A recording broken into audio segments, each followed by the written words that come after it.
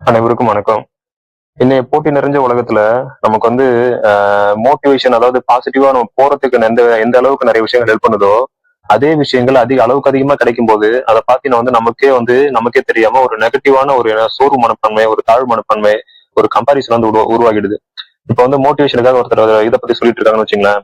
நிறைய வந்து இவங்க இவ்வளவு கஷ்டப்பட்டாங்க, இதுல இருந்து வந்து நல்ல மேல இடத்துக்கு ரொம்ப இன்னைக்கு வந்து பெரிய பல கோடிக்கு அதிபதியா இருக்காங்க, பல மில்லியனை வந்து சேர்த்துட்டாங்க அப்படின்னு நம்ம படிக்கும் போது, என்னதான் வந்து நமக்கு வந்து ஸ்டார்டிங்ல வந்து இப்படி பண்ணணும்ன்ற மோட்டிவேஷன் இருந்தாலுமே, அதுக்குள்ள யாருமே சொல்லப்படாத, யாராலையும் வந்து அந்த என்ன சொல்றது, இன்வேலிட் கேப்னு சொல்லுவாங்க, வார்த்தைகளால விவரிக்க முடியாத ஒரு விஷயம் சொல்லுவாங்க. இப்ப எல்லா பணக்காரருமே பாத்தீங்க அப்படின்னா ஒரு ஸ்டேஜ்ல இருந்து கஷ்டப்பட்டு முன்னேறி ஒரு இடத்துக்கு போயிட்டாங்க, ஏதோ ஒரு சூழ்நிலைகளை வாய்ப்பா மாத்தி போயிட்டாங்க. ஆனா வந்து அதுக்கு பின்னாடி நடந்தது வந்து வெறும் சுற்றுப்புறத்துல நடக்கக்கூடிய விஷயங்கள் மட்டும்தான் அதை கொண்டுட்டு போச்சு அப்படின்னா, அது வந்து எப்படின்னா, என்ன உங்களுக்கு ஒருத்தர் சொல்லணும்னா, ஒரு மிகப்பெரிய பனிப்பாறை இருக்கு. அந்த பனிப்பாறை வந்து பாத்தீங்கன்னா டைட்டானிக் கப்பல் வந்து இடிச்சு விழுந்தது பனிப்பாறைன்னு சொல்லுவாங்க. அது பனிமலை, பெரிய பனிப்பாறை அது. அந்த பனிப்பாறை வெளியில தெரிஞ்சது வந்து பாத்தீங்கன்னா ஒரு 10% கிடையாது, ஒரு 5% கூட கிடையாது. ஆனா அதோட 80% வந்து உள்ளதா இருந்தது. அதனாலதான் அவ்வளவு பெரிய கப்பலே வந்து உடைக்க முடிஞ்சது. அதே மாதிரிதான் இந்த வெற்றிக்கான அடித்தளன்றது வெளியில வந்து தெரியறது வந்து சுற்றுப்புறத்து மூலியமா உருவாகிறது வந்து ஒன்லி 20% தான், அதிகபட்சம் 20% தான். மீதி 80 to 90% வந்து நம்ம மனநிலையில இருந்து தான் உருவாகுது. சரியா? இதை வந்து எப்படின்றத தெளிவா சொல்றதுக்கு நிறைய புத்தகங்கள் சொன்னாலும் நமக்கு மக்களுக்கு புரியறது கிடையாது. நமக்கு அதை தெளிவா விளங்கிக்க முடியல. நம்ம வெளியில இருக்க அந்த விஷயங்களை, சுற்றுப்புறத்துல அவங்க பண்ண விஷயங்கள், அவங்க ட்ரை பண்ண விஷயங்களை மட்டும்தான் பாக்குற மனைஞ்சு, அவங்க மனநிலையில அவங்க முன்னாடி இருந்ததுக்கும் இப்ப எப்படி ஒரு நாளும் வளர்ந்துருக்காங்க அப்படின்ற விஷயங்களை அது புக்ல வந்து டீட்டெயிலா கொடுக்கவும் முடியாது. அதை சொல்றோம், அது எல்லா புக்கும் வந்து தெளிவா சொல்றதும் கிடையாது. அப்படியே சொன்னாலும் நமக்கு புரியறதும் கிடையாது. ஒரு டைம்ல என்ன படிப்போம், நம்ம படிச்சு படிச்சு நம்ம பாசிட்டிவா நினைச்சு ஒரு ரெண்டு நாள் 3 நாள் ஓடுவோம். ஆனா நம்ம வந்து எந்த ஒரு ஃபீட்பேக்குமே பார்க்க முடியாதனால உடனே வந்து நமக்கே வந்து நமக்கு அறியாம ஒரு மனச்சோர்வு வந்துடும். சரி, நம்மளால முடியாது போல, அவங்க எல்லாம் சாதிச்சிருக்காங்க, நமக்கு ஏன் நம்ம நடக்க மாட்டுது, நமக்கெல்லாம் எதுவும் கிடைக்காது போல, நமக்கெல்லாம் எதுவும் வராது போல அப்படின்ற மாதிரி நமக்கே நம்ம வந்து டிசப்பாயிண்டட் ஆயிடுவோம். சரியா?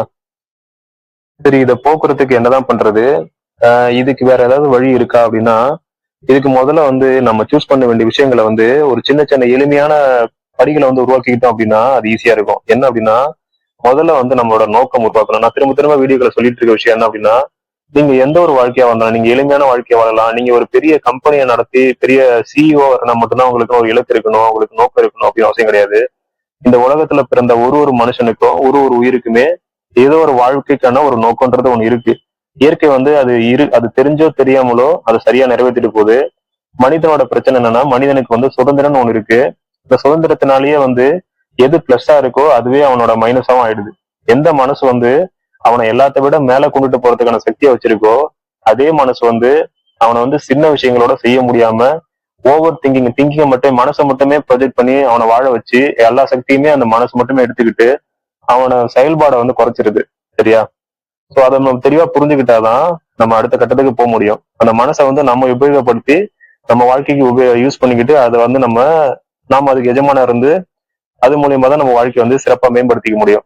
அதுக்கு என்ன பண்ணணும் அப்படின்னா, முதல்ல வந்து ஒரு வாழ்க்கைக்குன்னு ஒரு இலக்கை செட் பண்ணணும். வாழ்க்கைக்கு நம்ம ஒரு பர்பஸ் இருக்கணும், நோக்கம் இருக்கணும். அது வந்து நீங்க என்ன சொல்றது, நோக்கம் இருக்கணும்னா இந்தியாவிலேயே நான் பிரசிடென்ட் ஆகணும், பிரதமர் ஆகணும் அப்படின்ற நோக்கம் இருக்கணும், இல்ல ஒரு பெரிய கம்பெனி நடத்தணுன்ற நோக்கம், அது மட்டும் தான் நோக்கம்ன்றது கிடையாது. உங்களுக்கு இயல்பாவே என்ன வருதோ, என்னவா இருக்கீங்களோ அந்த விஷயத்த, எப்படி இருக்கீங்களோ முதல்ல நீங்க அக்செப்ட் பண்ணிக்கணும். அக்செப்ட் பண்ணிட்டு இப்ப எந்த ஒரு வேலையில இருந்தாலும் சரி, ஒரு சின்ன வேலையா இருந்தாலும் பரவாயில்ல, அந்த வேலையில ஏதாவது ஒரு பர்பஸ், இந்த நாளைக்குள்ள நான் இதை செஞ்சு முடிக்கணும், இதை மூலியமா என்னாட்டி நான் ஒரு வேலை, ஒரு இந்த இந்த உலகத்துக்கு, இந்த சுற்றுப்புறத்துக்கு நான் ஒரு என்னோட வேல்யூ சேர்க்கணும். இப்போ ஒரு எக்ஸாம்பிள், நான் ரொம்ப ஒஸ்ட் சினாரியோ போறேன். ஒரு கார்பரேஷன்ல மாசம் 3000 ரூபாய்க்கு வேலை செய்யற ஒரு துப்புரவு தொழிலாளர் என்ன கூட, அவருக்கு கூட ஒரு பர்பஸ் இருக்கலாம்.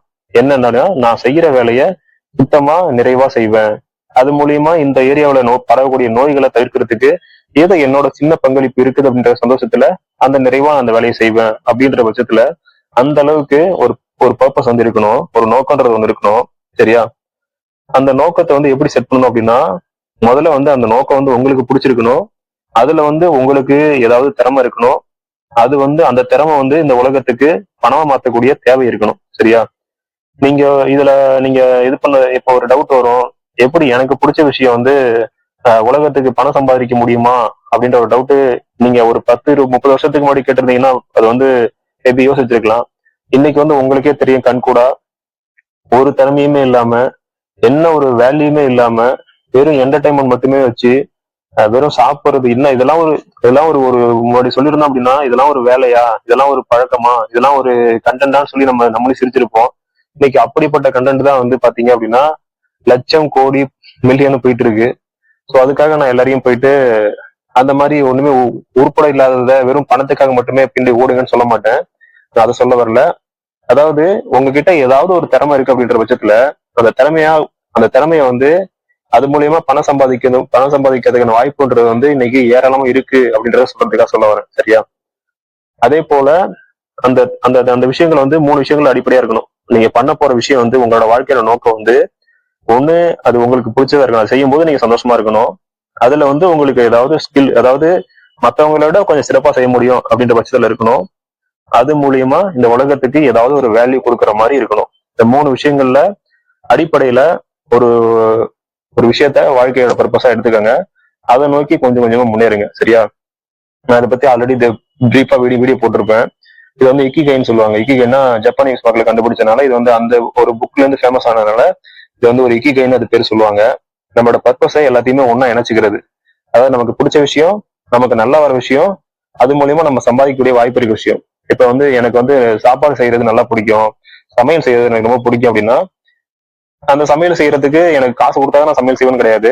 எனக்கு ரொம்ப பிடிக்கும் அப்படின்ற பட்சத்துல இந்த சமையலை வந்து நானே விருப்பப்பட்டு ரொம்ப செய்வேன். அது வந்து எனக்கு மத்தவங்க காசு கொடுக்குறாங்க, பிடிக்கல அப்படின்ற பட்சத்துல அதை தாண்டி எனக்கு சமையல் செய்ய ரொம்ப பிடிக்கும் அப்படின்ற ஒரு விஷயம். அந்த சமையலை எல்லாரோட டேஸ்டா நல்லா செய்வேன் அப்படின்றது 2வது விஷயம். இந்த சமையல் செய்யறத அட்லீஸ்ட் இன்னைக்கு அந்த சமையல் செய்யறது மூலமா எப்படி சம்பாதிக்கலாம்? ஒண்ணு வந்து மத்தவங்களுக்கு சமைச்சு கொடுத்து நான் சம்பாதிக்கலாம், இல்ல சமைக்கிறது எப்படி நான் மத்தவங்களுக்கு சொல்லி கொடுத்து சம்பாதிக்கலாம், இல்ல யூடியூப் கண்டென்ட்டா மேக் பண்ணி மத்தவங்களுக்கு மூலமா ஒரு அவேர்னஸ் கிரியேட் பண்றது மூலியமா சம்பாதிக்கலாம். இப்படி ஏகப்பட்ட விஷயங்கள் இருக்கு. ஒரு விஷயத்த என்கிட்ட இருக்க திறமைய அதை பயன்படுத்தி ஒரு வாய்ப்பா உருவாக்கி அதை வந்து ஒரு தொழிலாக்கி அது மூலியமா பணம் சம்பாதிக்கிறது மூலியமாவும் பணமும் சம்பாதிக்கிறேன். பிளஸ் எனக்கு தெரிஞ்ச விஷயத்த என்னோட அனுபவத்துல இருந்து நான் கத்துக்கிட்ட விஷயத்த மத்தவங்களுக்கு சொல்லித்தரேன் அப்படின்ற மூலியமா மக்களுக்கு ஒரு வேல்யூ சேர்க்கிறோம். இந்த மாதிரி ஒரு சின்ன விஷயமா இருக்கலாம். நீங்க வந்து ரொம்ப பெரிய விஷயமா ஐடி ஜாபா இருக்கணும், இன்ஜினியரா இருக்கணும், பெரிய சயின்டிஸ்டா இருக்கணும், அப்படிதான் பண்ணணும் அவசியம் கிடையாது. நீங்க எந்த வேலையில இருந்தாலும் சரி, எல்லாருக்குமே ஒரு ஸ்கில் இருக்கும். எல்லாருக்குமே யாருமே வந்து தனித்திறமை இல்லாம பிறக்கிறதே கிடையாது. எல்லாருக்குமே ஏதாவது ஒரு தனித்திறமை இருக்கும். அந்த திறமை வந்து மேபி வந்து இன்னும் வந்து நம்ம கிட்ட இங்க வேலிடா இல்லாம இருக்கலாம். சரியா? அதனால அது திறமை இல்லை அப்படின்னு சொல்ல முடியாது. சரியா? ஒரு எக்ஸாம்பிள் சொல்றேன். இப்ப நம்ம ஊர்ல வந்து மலையாள மக்கள் வாழ்வாங்க. அவங்களுக்கு வந்து பாம்பு பிடிக்கிறது ஊர்ல இருக்க 100 பேர் இருக்காங்கன்னா 99 பேரும் பாம்பு நல்லா பிடிப்பாங்க. ஒரு 20 வருஷத்துக்கு முன்னாடி அமெரிக்காவுல பாம்புகள் வந்து வீட்டு பகுதியில் வருதுன்னு சொல்லிட்டு ரொம்ப தொல்லை பண்ணுதுன்னு சொல்லிட்டு அதை வந்து அதுக்கு ஆள் பிடிக்கிறதுக்கு ஆள் இல்லாம சொல்லிட்டு நிறைய வந்து இந்தியாவில இருந்து 2 பேரை கூட்டு போயிருக்காங்க. நம்ம மலையாள மக்கள் 2 பேரை வந்து இந்தியாவில இருந்து ஒரு 2 பேரை கூட்டு போயிருக்காங்க. அவங்க வந்து அந்த ஏரியாவில போயிட்டு கிட்டத்தட்ட எத்தனையோ பாம்புகளை 30,000 பாம்புல எத்தனையோ பாம்புகளை பிடிச்சிட்டாங்க. அவங்களோட சம்பளம் பாத்தீங்க அப்படின்னா மாசம் வந்து 5 லட்சம் ரூபாய் 6 லட்சம் ரூபாய் நம்ம ஊர் காசுக்கு. ஆனா அவங்களோட மக்கள் அவங்க கூட இருக்கவங்க இங்க வந்து சாப்பாட்டுக்கே கஷ்டப்படுற நிலைமையில வாழ்ந்துட்டு இருக்காங்க. ஒரு சாப்பாட்டுக்கு கஷ்டப்படுற நிலைமையில வாழ்ந்துட்டு இருக்காங்க. சோ இப்ப அந்த ஸ்கில் வந்து பாத்தீங்கன்னா அவங்க அந்த மக்கள் கிட்ட ரொம்ப இயல்பா இருக்கக்கூடியது. ஒரு பாம்பு பிடிக்கிறதுன்றது வந்து அவங்களுக்கு இயல்பா வரும், எல்லாருக்குமே இயல்பா வரக்கூடியது. ஆனா வந்து அப்ப அந்த ஸ்கில்ன்றது பாத்தீங்கன்னா எந்த இடத்துல அதுக்கான டிமாண்ட் இருக்கோ அங்க வந்து அதுக்கான அவங்களுக்கான அது அங்கீகாரம் வந்து கிடைக்குது. மத்த இடத்துல கிடைக்கல. சரியா? அதனால வந்து இப்ப மத்தவங்களுக்கு எல்லாம் திறமை இல்லை, அவங்களுக்கு திறமை இருக்குன்னு நம்ம சொல்ல முடியாது. அதே போலதான் எல்லாருக்கிட்டுமே ஒரு திறமை இருக்கும். அந்த திறமை வந்து மேபி வந்து நீங்க இருக்க இடத்துல இப்போதைக்கு அது தேவைப்படாததா இருக்கலாம், இல்ல இப்போதைக்கு அது வந்து அது கவனிக்கப்படாத ஒரு விஷயமா இருக்கலாம். ஆனா வந்து என்னைக்குமே வந்து அதுக்காக அது வேல்யூ இல்லாம போயிடுது அப்படின்னு அர்த்தம் கிடையாது. எப்ப வந்து உங்க வேல்யூ தேவைப்படுற ஒரு விஷயத்த ஒருத்தர் வந்து உங்க வாழ்க்கையில பாக்குறீங்களோ அப்போ வந்து அதுக்கான பன்மடங்கான ஒரு சன்மானத்தை நீங்க கண்டிப்பா பெற முடியும். நீங்க ஒரு விஷயத்துல உண்மையாவோ நேர்மையாவோ உண்மையுமே அந்த உங்களோட உள்ளுணர்வோட அந்த விஷயத்த முழுமையா நீங்க செய்யும் போது அதுக்கான பலனை வந்து ஏதோ ஒரு வழியில நிச்சயமா அது உங்களுக்கு கொடுக்கும். சரியா? அதே போல இப்போ ஒரு பிசினஸ் தேர்ந்தெடுத்துட்டோம் அப்படின்னா வச்சுங்களேன். இப்ப நான் எக்ஸாம்பிள் எடுத்துக்கோங்களேன். இப்ப நான் ஒரு யூடியூப் சேனல் ஆரம்பிக்கணும் முடிவு பண்ணிட்டேன். யூடியூப் சேனல் ஆரம்பிச்சிட்டேன். ஏதோ ஒரு ஒரு ஃபோமோல சரி நிறைய சம்பாதிக்கலாம், நிறைய வியூஸ் வரும் அப்படின்ற பட்சத்தில் ஏதோ ஒன்று ஆரம்பிச்சுட்டு வச்சுங்களேன். ஆரம்பிச்சுட்டு ஒரு 4 மாசம் இல்ல 5 மாசம் போகும்போது ஃபர்ஸ்ட் ஒரு நிறைய வந்து ஃபாலோவர்ஸ் எல்லாம் சப்ஸ்கிரைப்ஸ் எல்லாம் வரும்போது கொஞ்சம் சந்தோஷமா இருக்கும். நிறைய லைக்ஸ் எல்லாம் வரும்போது கொஞ்சம் நல்லா இருக்க மாதிரி இருக்கும். அதுக்கப்புறம் வந்து எல்லா பிசினஸ்லுமே நாட் ஒன்லி எந்த பிசினஸ், எனி பிசினஸ் நீங்க சூஸ் பண்ணீங்க அப்படின்னா கொஞ்சம் ஒரு 4 மாசத்துக்கு வந்து நீங்களே வந்து அதுல ரொம்ப கிரேஸா இருப்பீங்க, ரொம்ப ஆர்வமா இருப்பீங்க, புது விஷயத்த கத்துப்பீங்க, புது விஷயத்த பண்ணுவீங்க. அப்ப வந்து அது ஒண்ணும் பெருசா தெரியாது. ஒரு 5 மாசம் 6 மாசம் போன பிறகு உங்களுக்கு வந்து கண்டிப்பா ஒரு சோர்வு வரும். அது வந்து என்ன சொல்றது, நீங்க வந்து உண்மையான பர்பஸ், நான் இப்ப முன்னாடி ஸ்டார்டிங்ல சொன்ன மாதிரி எதுக்காக வந்து பர்பஸ்ன்றத ஒண்ணு உருவாக்க சொன்னேன் அப்படின்னா, அந்த பர்பஸ் வந்து உங்களுக்கு பிடிச்ச விஷயமா இல்லாத பட்சத்துல நீங்க வெறும் பணத்துக்காக பண்ற விஷயமா இருந்தா நீங்க ஈஸியா வந்து கிவ் அப் பண்ணிட்டு கை விட்டுட்டு போயிடுவீங்க அதை. சரியா? அதுக்குதான் சொல்றது, காசே இல்லைனாலும் பரவாயில்ல, காசே யாரும் கொடுக்கலனாலும் பரவாயில்ல, யாரும் என்ன அங்கீகரிக்கலனாலும் பரவாயில்ல, எனக்கு இந்த விஷயம் செய்யறதுக்கு பிடிச்சிருக்கு அதனால செய்யறேன் அப்படின்ற விஷயமா இருந்தா மட்டும்தான் அந்த விஷயத்த லாங் லைஃபா நம்ம கொண்டுட்டு போக முடியும். அப்படி இல்லாம வெறும் பணத்துக்காகவோ வெறும் அத்தியாவசிய தேவைக்காக மட்டும் நான் அந்த விஷயத்த பண்றேன் அப்படின்னா அது நமக்கு லாங் லைஃபுக்கு கை கொடுக்காது. அடுத்த ஸ்டேஜ் வந்து எல்லா பிசினஸ்லயுமே அந்த ஒரு சின்ன ஒரு என்ன சொல்றது, ஒரு டீவியேஷன் சொல்லுவாங்க. அதாவது ஒரு தளர்வுன்றது இருக்கும், ஒரு எந்தவித ஃபீட்பேக்குமே தெரியாது, நம்ம பண்றது ரைட்டா தப்பான்ற குழப்பம் வரும், எந்த விஷயமா இருந்தாலும் வரும் அது. சரியா?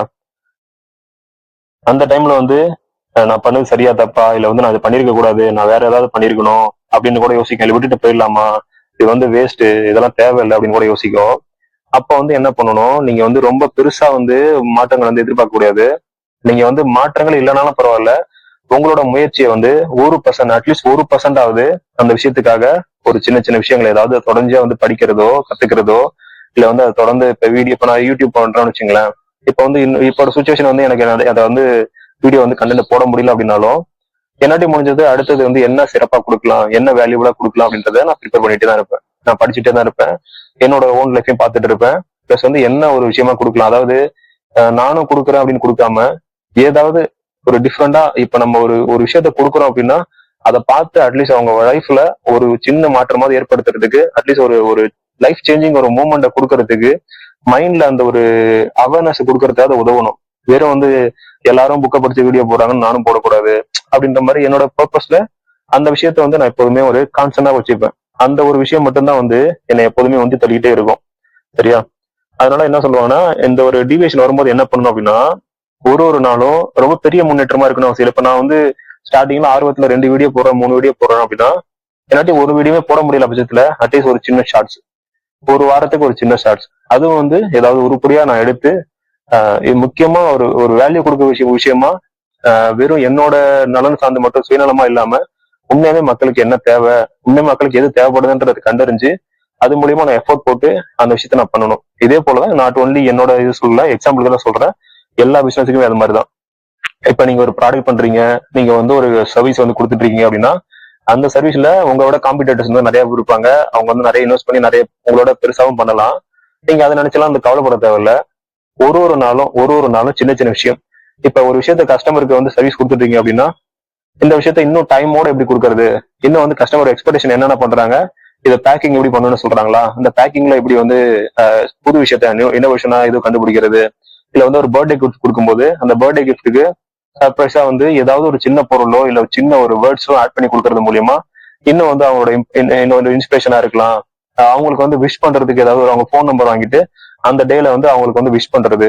இந்த மாதிரி ஒரு சின்ன பிசினஸ்ல பெரிய பெரிய ஐடியா மட்டும்தான் ஒரு ஒர்க் அவுட் ஆகும் கிடையாது. இந்த மாதிரி சின்ன சின்ன ஐடியாஸ் கூட உங்களோட பிசினஸோட தரத்தை வந்து ரொம்ப உயர்த்தி கொண்டுட்டு போயிட்டே இருக்கும். இதெல்லாம் எப்ப வரும் அப்படின்னா, நீங்க வந்து நாட் ஓன்லி அதை பணம் சம்பாதிக்கிறத மட்டும் பார்க்காம அதை வந்து எப்ப வந்து ரொம்ப வேல்யூபிளா உங்களுக்கு பிடிச்ச விஷயமா உண்மையாலுமே நீங்க ஏதாவது கொடுக்கணும்னு நினைச்சு ட்ரை பண்ணும்போது இந்த மாதிரி ஐடியாஸ் எல்லாம் வந்து உங்களுக்கு ஆட்டோமேட்டிக்கா தோண ஆரம்பிக்கும். இந்த ஐடியாஸ் வந்து நீங்க வந்து அவங்க பிசினஸ்ல வந்து ஆட் பண்ணிட்டே இருந்தீங்க அப்படின்னா அந்த பிசினஸ் வந்து நாளடைவுல வளர்ச்சி வந்து உங்களுக்கு பெருசா தெரியாது. இன்னைக்கு ஒரு ஒரு நாளும் 1% வளர்ச்சின்றது உங்களுக்கு பெருசா தெரியாது. அதே ஒரு வருஷத்துல பார்க்க போனீங்க அப்படின்னா அது எங்கேயோ போய் 38 மடங்கு 40 மடங்கு வளர்ச்சி அணைக்கும். அதுதான் வந்து கிட்டத்தட்ட நாளடைவுல தான் நமக்கு தெரியும். ஸோ வந்து நம்ம வளர்ச்சி நம்ம கண்ணுக்கு தெரியல அப்படின்றதுக்காக நம்ம வந்து அதை ஒதுக்கிற வேணாம். அதுக்காக வந்து நான் ஸ்டார்டிங்ல ரொம்ப பெருசாவும் நீங்க வந்து எஃபோர்ட் போட்டீங்க அப்படின்னாலும் லாங் டைமுக்கு அது எஃபோர்ட்டை கொடுக்க முடியாது. ஸோ எப்போதுமே நம்மளோட வளர்ச்சின்றது எப்படின்னா கன்சிஸ்டன்சியா இருக்கணும், கன்சிஸ்டன்டா தொடர்ச்சியா இருக்கணும். சரியா? ஒரு ஒரு கேப்ல அட்லீஸ்ட் வந்து அது ஒரு ஒரு ஒரு நாள்ல உங்களாட்டி 4 மணி நேரம் ஒதுக்க முடிஞ்சா ஒரு ஒரு உங்களோட தொழிலுக்கு ஒரு நாளைக்கு 4 மணி நேரம் ஒதுக்க முடிஞ்சதுன்னா ரொம்ப பெஸ்ட். அப்படி ஒதுக்க முடியாத டைம்ல அட்லீஸ்ட் ஒரு 40 நிமிஷம், அதுவும் முடியாத டைம்ல அட்லீஸ்ட் ஒரு 4 நிமிஷமாவது அந்த தொழிலுக்கு நீங்க ஒரு நாளைக்கு செலவு பண்ணி அந்த கன்சிஸ்டன்சியை வச்சுக்கிட்டாதான் அடுத்தடுத்து உங்களுக்கு டைம் கிடைக்கும் போது திரும்ப எல்லாருக்குமே பாத்தீங்கன்னா இந்த மைண்ட் வந்து எப்படின்னா ஒரு நாள் ஒரு ஸ்டார்டிங்ல வந்து ரொம்ப ஆர்வமா இருக்கும். அப்புறம் வந்து ஒண்ணுமே இல்லாம ரொம்ப கீழே போயிடும், ஒரு சோர்வாயிடும். திரும்ப வந்து பாத்தீங்கன்னா திரும்ப கொஞ்சம் கொஞ்சம் ஆர்வம் வரும். இது மாதிரிதான் நடக்கும். ஸோ இந்த ஆர்வம் இல்லாத டைம்ல உங்க மூட் ஸ்விங்குக்கு தகுந்த மாதிரி நீங்க அந்த வளர்ச்சியை விட்டுட்டீங்க அப்படின்னா திரும்ப வந்து ஒரு வாய்ப்பு வரும்போது உங்களாடி அதை பிக்கப் பண்ணி கொண்டுட்டு போக முடியாது. ஸோ வந்து நம்மளோட மைண்ட் செட் எப்படி இருந்தாலும் நம்ம ஒரு விஷயத்த ஆரம்பிச்சிட்டோம் அப்படின்னா நமக்கு ரொம்ப இன்ட்ரெஸ்ட் இருந்தா 4 மணி நேரம் பண்ணுங்க, டைம் கிடைச்சா பண்ணுங்க. அப்படி எதுவுமே பண்ண முடியாத பட்சத்துக்கு அட்லீஸ்ட் ஒரு 4 நிமிஷத்துக்கு குறைஞ்சபட்சம் 4 நிமிஷம் இல்ல 10 நிமிஷமாவது அந்த விஷயத்த ஒதுக்கி அந்த விஷயத்த நாலேஜை கத்துக்கிறதோ, அதை பத்தின திங்கிங்க வளர்த்துக்கிறதோ, அதை பத்தி ஒரு 4 வரி எழுதுறதோ, அடுத்து என்ன பண்ணலாம்னு பிளான் பண்றதோ, ஏதாவது ஒரு விஷயத்த அது சம்பந்தமா வந்து நீங்க பண்ணிக்கிட்டே இருக்கணும். அப்பதான் வந்து உங்க வளர்ச்சி வந்து நிக்காம போயிட்டு இருக்கும். சரியா? அதே போல நாம வந்து என்னதான் ஒரு ஒரு பணம் வேணும், வளர்ச்சி வேணும், நம்ம வாழ்க்கையில வந்து முன்னேறணும்னு நினைக்கிறதுல எந்த அளவுக்கு வந்து வெளிப்புற சூழ்நிலைகளும் நம்மளோட திறமைகளும் நம்மளோட நாலேஜும் நம்மளோட இன்ஃபர்மேஷன் நம்ம கான்டாக்ட் எல்லாமே நமக்கு வந்து ஹெல்ப் பண்ணுதோ அதே அளவுக்கு சமமா ஹெல்ப் பண்ணக்கூடிய ஒரு விஷயம் என்ன அப்படின்னா நம்மளோட உடம்பு ஆரோக்கியம். சரியா? நம்ம உடம்பு வந்து ஆரோக்கியமா இருந்தா மட்டும்தான், உடம்பு ஆரோக்கியம் இருந்தா நல்ல ஒரு உடம்பு கட்டுக்கோப்பா ஆரோக்கியமா இருந்தா மட்டும்தான் மனசுல வந்து சிந்தனை தெளிவு இருக்கும். ஒரு உங்களுக்கு மனசுல வந்து ஒரு கான்பிடன்ட் வர்றதுக்கு உடம்போட பங்கு வந்து ரொம்ப அத்தியாவசியமானது. இது உங்களுக்கே தெரியாது. சரியா? எப்போதுமே உடம்ப வந்து ரொம்ப ஆரோக்கியமா வச்சுக்கோங்க. ஆஹ் அது வந்து என்ன சொல்றது, ஒரு சாப்பாடா இருக்கட்டும், எந்த விஷயமா இருக்கட்டும், நீங்க பண்ற ஒரு விஷயத்த நீங்க வந்து என்ன சொல்றது, தினமும் வந்து புரோட்டீன் சம்பந்தமா நான் வந்து ஹை புரோட்டீன் எடுத்துக்கணும், பெரிய பாதாம் பிஸ்தா இது மாதிரி எல்லாத்தையும் நீங்க அதே புரோட்டீன் ஷேக்கா சாப்பிட்டு இருந்தா மட்டும் தான் உடம்பு நல்லா இருக்கும் அப்படின்னு அவசியம் கிடையாது. என்னோட இது என்னன்னா, நீங்க எளிமையா கிடைக்கக்கூடிய சின்ன சின்ன விஷயங்களை சாப்பிட்டாலும் பரவாயில்ல. சாப்பிடுறத பொருளை விட சாப்பிடும் போது நீங்க அதுக்கு கொடுக்குற கவனம்ன்றது என்னை பொறுத்த வரைக்கும் ரொம்ப முக்கியம். அந்த உணர்வோட ஒரு வாய் சாப்பாடு எடுத்து வச்சாலும் அது எந்த உணர்வோட சாப்பிடுறோன்ற உணர்வோட அந்த பொருளை மெல்றதுல இருந்து எல்லாத்தையும் நீங்க உணர்வுபூர்வமா கவனிச்சீங்க அப்படின்னாலே அது வந்து சாதா பொருளா இருந்தா கூட உங்களுக்கு வந்து ஒரு பாதாம் பிஸ்தா கொடுக்க வேண்டிய புரோட்டீனை, ஒரு சத்தை வந்து அந்த பொருள் வந்து உங்களுக்கு கொடுக்கும். சரியா? அதுல அந்த அளவுக்கு ஒரு மிக சிறந்த ஒரு இது இருக்கு. ரெண்டாவது, இயல்பா பண்ணக்கூடிய சின்ன சின்ன விஷயங்கள். அவங்களாட்டி ஒரு பயணத்துல போயிட்டு இருக்கீங்க, ஒரு மொபைல் யூஸ் பண்ணி ரொம்ப வந்து போர் அடிச்சு என்ன பண்ணுன்னு தெரியாம உட்காந்துருக்கீங்க அப்படின்னு பட்சத்துல அந்த மாதிரி டைம் கிடைக்கும் போதெல்லாம் என்ன பண்ணுங்க, உங்க சுவாசத்தை வந்து கவனிங்க. ஆழ்ந்த மூச்சு விடுங்க. ஒரு 10 மூச்சு இழுத்து ஆழமா விடுங்க. அதுக்கப்புறம் மூச்சை வந்து இழுத்து விடணும்னா பரவாயில்ல, மூச்சை இயல்பா கவனிச்சுட்டே உட்காந்துருங்க. எதுவுமே பண்ணாம மூச்சை எண்ணத்தையும் கவனிச்சுட்டே உட்காருங்க. அதுவே ஆட்டோமேட்டிக் கொஞ்சம் கொஞ்சமா ஆழமாகும். இது மாதிரி சின்ன சின்ன விஷயங்கள், நீங்க ரொம்ப பெரிய விஷயங்கள்லாம் ஒண்ணு பண்ண சொல்ல உங்களை ஆபீஸ்ல சேர்ல உட்காந்துருக்கீங்க, எங்கேயும் நகர்ந்து போக முடியாது, ஒரு டிராபிக்ல இருக்கீங்க, ஒண்ணும் பண்ண முடியாது அப்படின்ற பட்சத்துல பஸ்ல உட்காந்துருக்கீங்க அப்படின்னா இந்த மாதிரி சின்ன சின்ன விஷயங்களை ட்ரை பண்ணுங்க. உடம்ப வந்து முடிஞ்ச வரைக்கும் நல்லபடியா பராமரிச்சுக்கோங்க.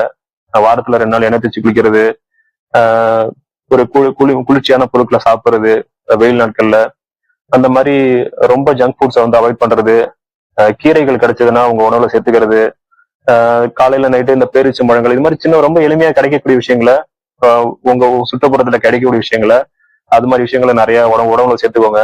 முடிஞ்ச வரைக்கும் உடற்பயிற்சி ஒரு 5 நிமிஷமோ 10 நிமிஷமோ ஒர்க் அவுட் பண்ணி ஜிம் இருக்கவங்க ஜிம்முக்கு போய் பண்றவங்களும் பண்ணலாம். ஜிம்முக்கு போய் எல்லாம் பண்ண முடியாது, எனக்கு அந்த அளவுக்கு பாடியும் தேவையில்லை அப்படின்ற பட்சத்துல அட்லீஸ்ட் ஆரோக்கிய சம்பந்தமான ஒரு நடைப்பயிற்சியோ இல்ல வந்து சிறித ஓட்ட பயிற்சியோ, அதுவும் இல்லை அப்படின்ற பட்சத்துல வீட்டுல இருந்துட்டே ஒரு வார்ம் அப் மாதிரி சின்ன சின்ன கை அசைவுகள் கால அசைவுகளை, இந்த வார்ம் அப் எக்ஸசைஸ் சொல்லிட்டு நிறைய இருக்கு, அதுகளையாவது பண்ணுங்க.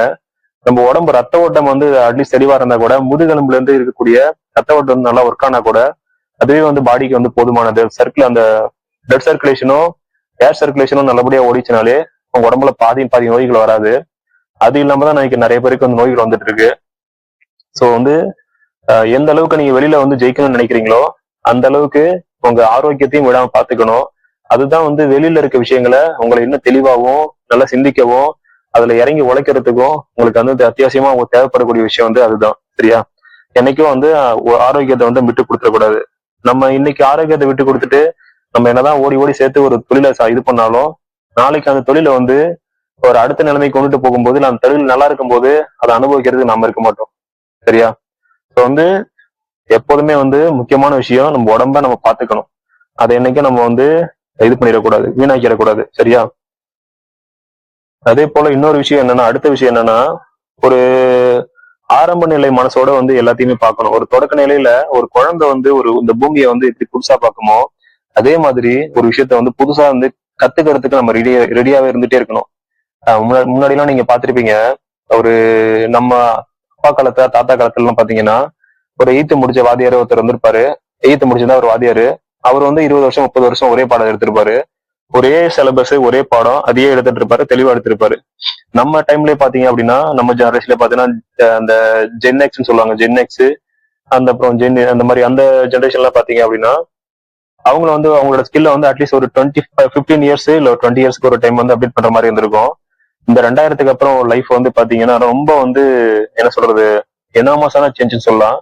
கடந்த 2000 வருஷத்துக்கு இல்ல 1000 வருஷம் 2000 வருஷத்துல நடந்த சேஞ்சு இந்த கிட்டத்தட்ட 2000ல இருந்து 2026 இந்த 30 வருஷத்துல நடந்த ரேபிடான அதிவிரைவான சேஞ்சும் அந்த ஒரு 1000 வருஷத்துல 2000 வருஷத்துல நடந்த சேஞ்சும் கம்பேர் பண்ணீங்க அப்படின்னா ரெண்டுமே கிட்டத்தட்ட ஓரளவுக்கு ஈக்குவலா இருக்கு. அவ்வளவு வருஷத்துல எடுத்துக்கிட்ட ஒரு மாற்றங்கள் வந்து இப்ப வந்து ஒரு 2 வருஷம் 3 வருஷத்துல அவ்வளவு வேகமா நடக்குது.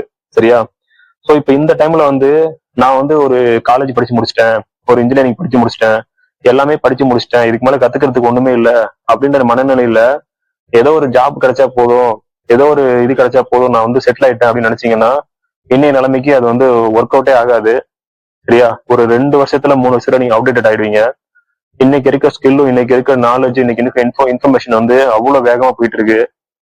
ஸோ அட்லீஸ்ட் வந்து அது வேகத்துக்கு ஓட முடியல அப்படின்னாலும் இப்போ ஒரு ஏஐ சம்பந்தமான ஒரு ஸ்கில் இருக்குன்னா ஏஐ ஃபுல்லா நீங்க தெரிஞ்சுக்கல அப்படின்னாலும் அட்லீஸ்ட் அந்த ஏஐ டூல்ஸை யூஸ் பண்ணி எப்படி இன்ஃபர்மேஷன் எடுத்துக்கிறது, எப்படி நமக்கு தேவையானதை வளர்த்துக்கிறது அப்படின்ற விஷயத்தினாச்சும் அதை எப்படி பயன்படுத்துறது அப்படின்றதாச்சும் கத்துக்கிறதுன்றது ரொம்ப அவசியம். சரியா? எந்த ஒரு விஷயத்தையுமே வந்து நம்ம முழுசா உருவாக்கல, ஒரு கோடிங் எனக்கு தெரியல கோடிங் பண்ணி தான் உருவாக்கணும்னு அவசியம் கிடையாது. அட்லீஸ்ட் அந்த கோடிங் உருவாக்குற விஷயத்த எப்படி நம்ம அதுகிட்ட கேட்கணும் அப்படின்ற அளவுக்கு தெரிஞ்சிருந்தா கூட போதும். எந்த இடத்துல எதை யார்கிட்ட கேட்கணும், ஒரு இமேஜ் வேணா எப்படி கேட்கணும், ஒரு எனக்கு வேர்ட்ஸ் வேணா எப்படி கேட்கணும், ஒரு இமெயில் பண்ணணும் எப்படி யார்கிட்ட இது பண்ணணும் அப்படின்ற விஷயங்கள் அந்த அளவுக்குனாச்சும் தெரிஞ்சுக்கிட்டு ஒரு மொபைல் யூஸ் பண்ற மாதிரி தான். ஒரு மொபைல் எப்படி யூஸ் பண்றது நம்ம புதுசா இருக்கும்போது படிக்கலனாலும் எப்படி நம்ம கத்துக்கிட்டு வந்தாங்களோ அதே மாதிரி இந்த விஷயங்களையும் வந்து நம்ம கொஞ்சம் கொஞ்சமா தெரிஞ்சுக்கிறது நமக்கு வந்து ரொம்ப வந்து நம்ம ஸ்கில் அப்டேட் பண்றதுக்கு ஒரு ஹெல்ப்ஃபுல்லா இருக்கும். அது மூலியமா வந்து நம்ம புதிய விஷயங்களை புது புது விஷயங்களை திறந்த மனசோட நிறைய கத்துக்கணும். நான் எல்லாமே தெரிஞ்சிருச்சு, எனக்கு நான் எல்லாத்தையும் எக்ஸ்பெக்ட், நான் எல்லாத்தையும் படிச்சு முடிச்சிட்டேன், 16-18 வருஷம் படிச்சு முடிச்சிட்டேன், இதுக்கு மேல படிக்கிறதுக்கு ஒண்ணும் இல்ல அப்படின்ற மனநிலை என்னைக்குமே இருக்கக்கூடாது, என்னைக்குமே தேங்கி போயிடக்கூடாது. நம்ம சாகர வரைக்குமே கத்துட்டு இருக்கலாம், ஏதோ ஒரு விஷயத்த படிக்கலாம், தெரிஞ்சுக்கலாம். சரியா? எந்த ஒரு விஷயத்திலுமே நம்ம எந்த அளவுக்கு ஆர்வமா இருக்கிறோமோ இந்த பிரபஞ்சம் வந்து ஒரு சின்ன ஒரு இலை கூட நமக்கு ஒரு ஒரு பாடத்தை கத்துக் கொடுத்துட்டு போயிட்டே இருக்கும். கத்துக்கிற மனம் இருக்கவனுக்கு ஒரு ஞானி வந்துதான் கத்துக் கொடுக்கணும் அவசியம் இல்ல. நம்ம பாக்குற ஒரு சின்ன தூசு கூட நமக்கு ஒரு விஷயத்த கத்துக் கொடுத்துட்டு போயிடும். கத்துக்க மனம் இல்லாதவனுக்கு புத்தரே அந்த பக்கத்துல இருந்தாலும் வாழ்க்கை ஃபுல்லா பக்கத்துல இருந்து போதிச்சாலும் ஒரு உபயோகமும் கிடையாது. சரியா? அதனால எப்பவுமே வந்து புதிய விஷயத்த கத்துக்கிறதுல ஒரு திறந்த மனதோட இருங்க. எனக்கு வந்து அதுக்கெல்லாம் புரிஞ்சுக்கிறதுக்கு நாலேஜ் இல்ல, அந்த அளவுக்கு கெப்பாசிட்டி எல்லாம் நினைக்காதீங்க. எதை பண்ணணுமோ நீங்க பண்ணுங்க. அதோட விளைவு அது உள்ள மெமரியா இருக்கிறதும் இல்லாததும் அது அதோட விருப்பம். அதை தேக்கி வைக்கணும், அதை இது பண்ணணும்னு நினைச்சீங்கன்னா அதுக்கு சில மெத்தட்ஸ் இருக்கு, அதை அடுத்த வழியில சொல்றேன் நானு. பட் ஆனா எந்த விஷயத்தையும் புதுசா கத்துக்கோங்க, அது ஏதாவது ஒரு இடத்துல உங்களுக்கு கண்டிப்பா யூஸ் ஆகும். சரியா? நான் இப்ப ஒரு புத்தகம் படிக்கிறேன், நான் 10 புக்கு 100 புக்கு படிச்சிருக்கேன், நான் படிச்ச புக் எதுவுமே என் மனசுல நிக்கல, அதுக்காக நான் ஏன் படிக்கணும்னு கேட்காதீங்க. நீங்க படிக்கிற ப்ராசஸ் வந்து வெறும் அந்த புக்கை வந்து மனசுல நிறுத்தி வச்சுக்கிறது கிடையாது.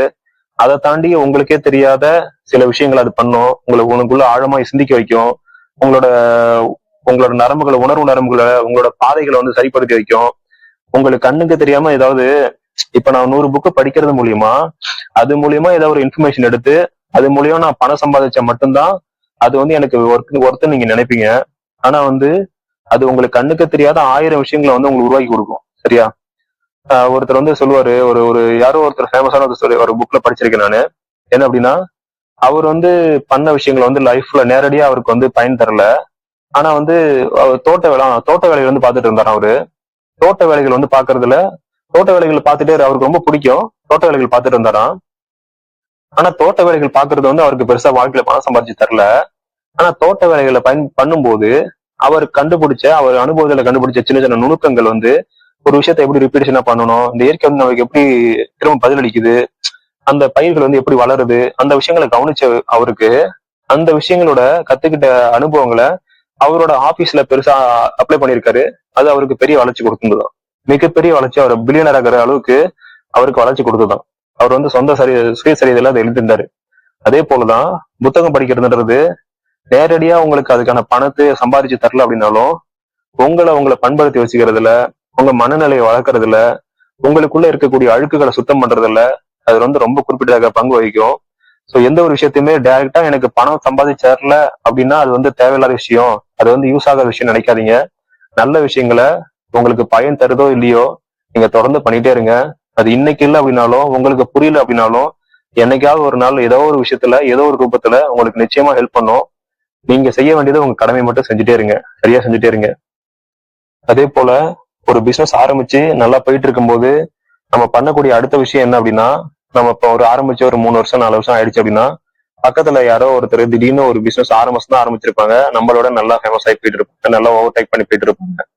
இது வந்து ஒரு பிசினஸ் நடக்காது, எல்லா விஷயத்திலயும் நடக்கும். இதை வந்து என்னைக்குமே வந்து நம்ம மத்தவங்க கூட ஒப்பிட்டு நம்மள வந்து என்னைக்குமே வந்து கம்பேர் பண்ணவே கூடாது.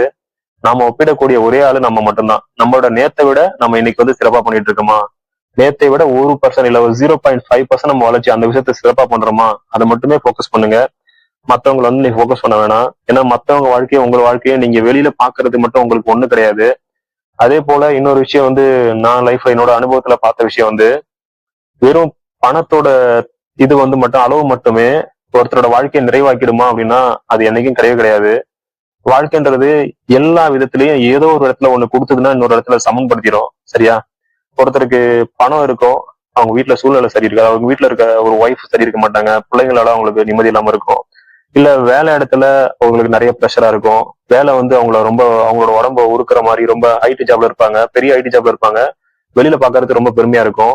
ஆனா உள்ளுக்குள்ள பாத்தீங்கன்னா ஒரு நார்மலா ஒரு மெக்கானிக் பாக்குற ஒரு இருக்க ஃப்ரீடம் கூட அவருக்கு இருக்காது, அவ்வளவு ப்ரெஷரை தாங்குற மாதிரி இருக்கும். இப்படி எல்லா விதத்திலையும் ஏதாவது ஒரு இடத்துல இயற்கைன்றதை சமன்படுத்தியே கொண்டுட்டு போயிட்டு இருக்கோம் வாழ்க்கைய.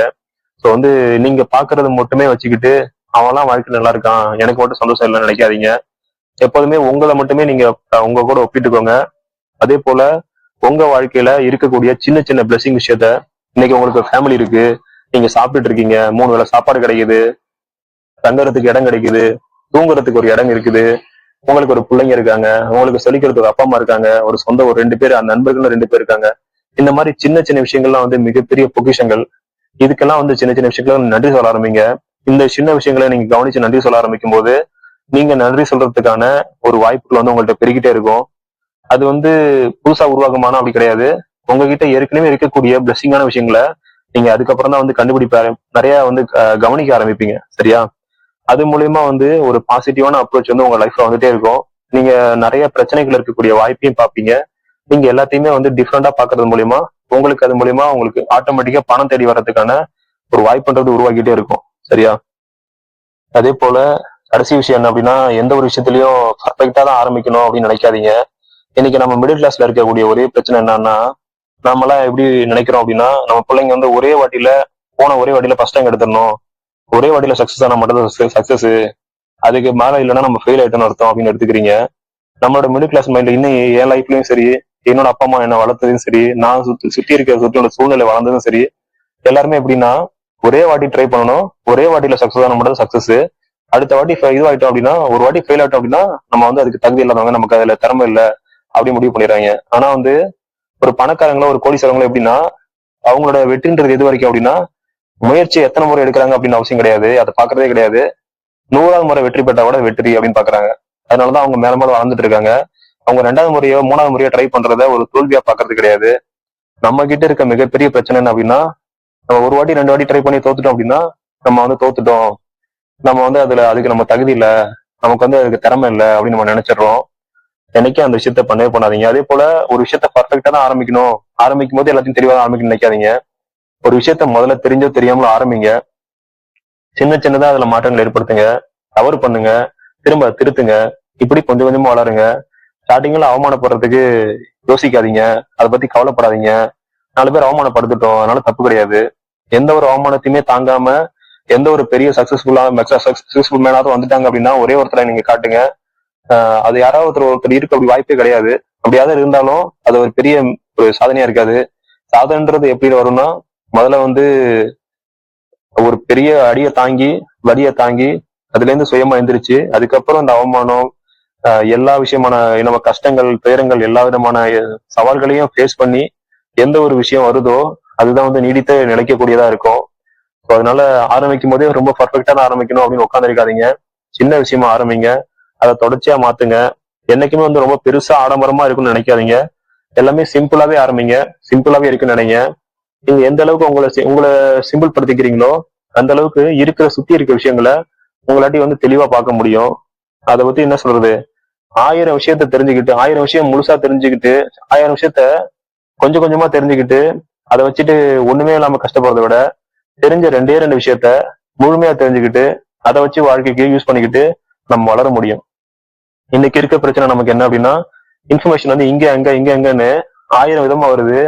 இங்க இந்த ஆப்பர்ச்சுனிட்டி இருக்கு, அங்க அந்த ஆப்பர்ச்சுனிட்டி இருக்கு, அந்த துணி பிசினஸ்ல போட்டா நல்லா வளரலாம், இங்க ரியல் எஸ்டேட் பிசினஸ்ல போட்டா நல்லா வளரலாம், அங்க தங்க விலை ஏறிட்டு இருக்கான், ஸ்டாக்ல போய் போடலாம், இந்த ஸ்டாக் வாங்கலாம், அந்த ஸ்டாக் வாங்கலாம், கிரிப்டோ வாங்கலாம். இப்படின்ற பாத்தீங்கன்னா நம்ம வந்து 1000 விஷயத்த பார்த்துட்டு ஒரு விஷயத்த கூட ஆரம்பிக்கிறது கிடையாது. இன்னொருத்தர் வந்து எடுத்துக்கோங்க, இன்னொருத்தர் வந்து அவருக்கு வந்து எந்த நாலேஜுமே இல்ல, சும்மா கம்பெனில ஒரு அக்கௌண்ட் ஓப்பன் பண்ணி கொடுத்தாங்க, இண்டெக்ஸ் ஃபண்ட் மட்டும் மாசம் 5000 வாங்கிட்டு இருக்காரு அப்படின்னு வச்சுங்களேன், 5000 ரூபாய் இன்வெஸ்ட் பண்ணிட்டு இருக்காருன்னு வச்சுங்களேன். ஒரு 10-15 வருஷம் கழிச்சு இந்த 2 பேர்ல யார் வந்து முன்னேறி இருப்பாங்கன்னு நினைக்கிறீங்க? அவர் தான் நிச்சயமா முன்னேறி இருப்பாரு.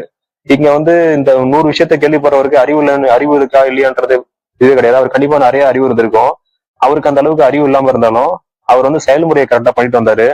அவருக்கு தெரிஞ்ச சிம்பிளான ஒரே விஷயத்த எந்த தடையும் இல்லாம தெளிவா பண்ணிட்டு வந்திருக்காரு. இதுதான் வந்து கிட்டத்தட்ட வெற்றியோட இதே வந்து பாத்தீங்க அப்படின்னா, எந்த அளவுக்கு நீங்க ரொம்ப சிறப்பா இருக்கீங்க, எந்த அளவுக்கு நாலேஜபிளா இருக்கீங்க அவசியம் கிடையாது. உங்களுக்கு தெரிஞ்ச விஷயத்த எந்த அளவுக்கு உபயோகபூர்வமா எந்த அளவுக்கு திறம்பட அதை தொடர்ச்சியா உங்களோட என்ன சொல்றது ஏற்ற இறக்கங்கள்லயும் அதை விடாம ஃபாலோ பண்ணிட்டு இருக்கீங்களோ அதுதான் வந்து நீடித்த வெற்றியோட ரகசியம்.